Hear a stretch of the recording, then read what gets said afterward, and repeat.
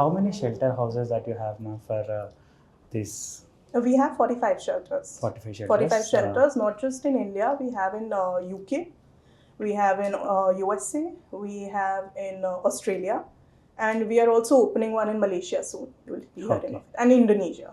Yes, ma'am. So, if you would love to give some message to our listeners regarding this yoga, practicing oral spiritual growth and all those things, so what you would like to give? So I would just say that to focus on the experience of the subject, which is what I also did, and don't go by just empty words. Do not waste your time doing naam japs and entertaining yourself through or socializing through satsangs or doing daydreaming and meditation. Just go by experience. Where you get that experience of what is being spoken, that is where you should go and that is where you should focus. Yes, if someone is interested to be involved into Dhyan Foundation, so how and what you could suggest them? So we have 100 plus centers. We have 45 shelters. Across India or else across the globe? Across the globe. Okay. I just told you we have our presence in US, Australia, UK, Singapore, Malaysia, Indonesia, and India, of course. So we have all these shelters and centers. Plus we have our online weekly classes. All of them you're welcome to come, start your journey. And you can get more information at dhyanfoundation.com. Yes, ma'am.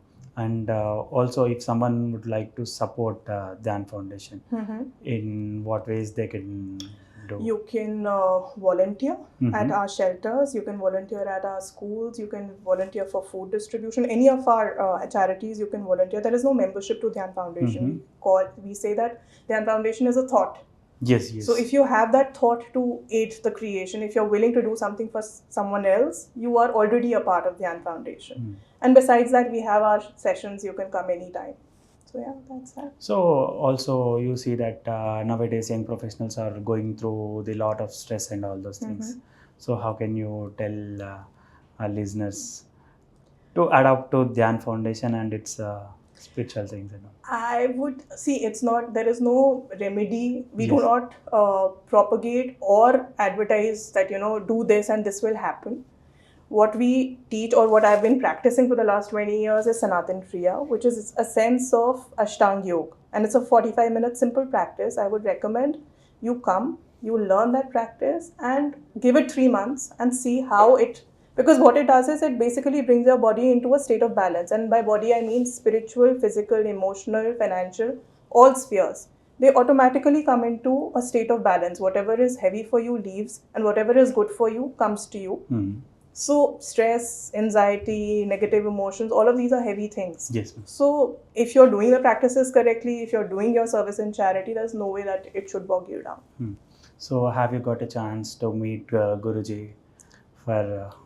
Yes, always. He never teaches anything en masse. So it is a one-to-one relationship, a guru-shishya relationship. And he talks to and interacts with each of his students on a one-to-one basis across the world. And he keeps traveling to meet them. So on multiple occasions. At the time at your first visit to Guruji, how did you feel?